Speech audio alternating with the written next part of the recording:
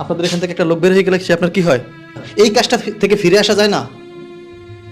আমার মনে হয় না যে আমি এই কাজ থেকে আর ফিরতে পারবো। আমি দেখছি আপনি এই কাজ করেন। জি। আমি আপনাকে প্রস্তাব দিলাম যে মনে করেন যে না, আপনার একটা সুন্দর জীবন আমি উপহার দেবো বা আপনাকে আমি বিয়ে করব, ঠিক আছে, আপনাকে ভালো রাখবো, তখন আপনি কি করবেন? আলহামদুলিল্লাহ, তার শুকরিয়ার সাথে আমরা শুকরিয়া জ্ঞাপন করি। এখানে কথা বলছিলেন একজন পতিতালয় থাকা মেয়ে, যার কথাগুলো আসলে আমরা যে যেভাবেই নেই না কেন তার পুরো কথাগুলো শোনা উচিত। একটা পতিতালয় থাকা মেয়ের মনের কথা, এটা আপনি আমি দেখতে চাই না, ঘৃণায় নাক ছিটকায়, কিন্তু তার মনের দুঃখটা কি, কেন তিনি এই জায়গায় গেলেন, এই বিষয়টা তুলে ধরেছেন আমাদের শাহিদুল ভাই। চলুন দর্শক, তিনি আসলে বিভিন্ন ভাবে প্রস্তাব দিয়েছে এবং তার মনের কথা বের করার চেষ্টা করেছে। আমরা সরাসরি সেই মেয়ের যে বক্তব্যগুলো দিয়েছে, একটা পতিতালয়ে থাকা মেয়ের মনের ভিতরে কি আবেগ, ক্ষোভ, তার মনের ভিতরে কি চাপা কষ্ট রয়েছে, সেগুলো আমরা একটু শুনে আসি। চলুন দর্শক, ভিডিওটা শেষ অবধি পর্যন্ত দেখবেন এবং এই কথাগুলো, এই যে বোনটা এখানে গেছে সেই অবস্থায় যদি আপনি কোনো মেয়েকে ফেলান, আপনার বোনকে যদি সেইভাবে চাপ দেন, আপনার স্ত্রীকে যদি আপনি সেইভাবে অবিচার করেন, তাহলে আপনার স্ত্রী এবং আপনার বোন পতিতালয় অবধি পর্যন্ত যেতে পারে। চলুন দর্শক, আমরা কথা না বাড়িয়ে সেখানে যে কথাগুলো রয়েছে একটু মনোযোগ সহকারে শুনে আসি। আসসালামু আলাইকুম ওয়া রাহমাতুল্লাহ। সম্মানিত বন্ধুরা, আমরা একটা আবাসিক হোটেলে আসছিলাম, আর এখানে যারা আবাসিক হোটেলে যারা অনৈতিক কাজ করে তাদের জীবন জীবিকা কীভাবে নির্ভর করে বা তাদের বর্তমান অবস্থা কি, সেটা একটু আপনাদের মাঝে তুলে ধরবো। আসলে আমার পাশে অনেকগুলো রুম আছে, আর এই রুমের ভিতরে তারা এখনও অবস্থান করতেছে।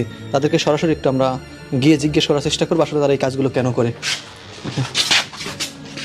একটা লোক বের হয়ে গেছে, আমরা একটু ভিতরে যাওয়ার চেষ্টা করি। হ্যাঁ, ভিতরে কেউ আছেন? জি, ভালো আছেন আপনি? জি। আপনার নাম কি? ফারিয়া। আপনার নাম ফারিয়া? জি। জি। আপনাদের এখান থেকে একটা লোক বের হয়ে গেলে সে আপনার কি হয়? কাস্টমার। আপনার কাস্টমার? জি। আচ্ছা, আপনি এই হোটেলে আসছেন কতদিন যাবত? দৈনিক আসেন না মাসে আসেন না একটানা থাকেন, কিভাবে কি? না, এখানে আমি 2 দিন পর পর আসি। 2 দিন পর পর আসেন? থাকি না। আচ্ছা, আপনি একটু বিস্তারিত আপনি একটু জানতে চাই, বলবেন? কেমন? আপনাদের এখানে ম্যানেজারের অনুমতি নেওয়া আছে, আমরা ভিডিও শুট করতেছি, তার অনুমতি নিয়ে আসছি। দেখছেন তারা কেউ আসে নাই, তারা বলছে অনুমতি দিয়েছে। আমরা একটু বিস্তারিত জানবো আপনাদের কাছ থেকে, সত্যটা বলবেন? বলা তো যায়। আপনার জীবন সম্পর্কে, পার্সোনালি কিছু সম্পর্কে, আর এখানে আসা সম্পর্কে, কি পরিমাণে এখনো মানুষ আসতেছে এই সম্পর্কে জানবো।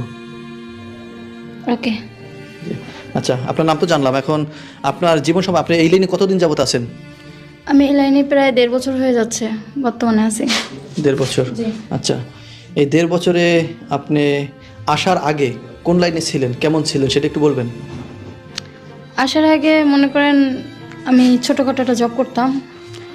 তো যখন আমি জবে ঢুকি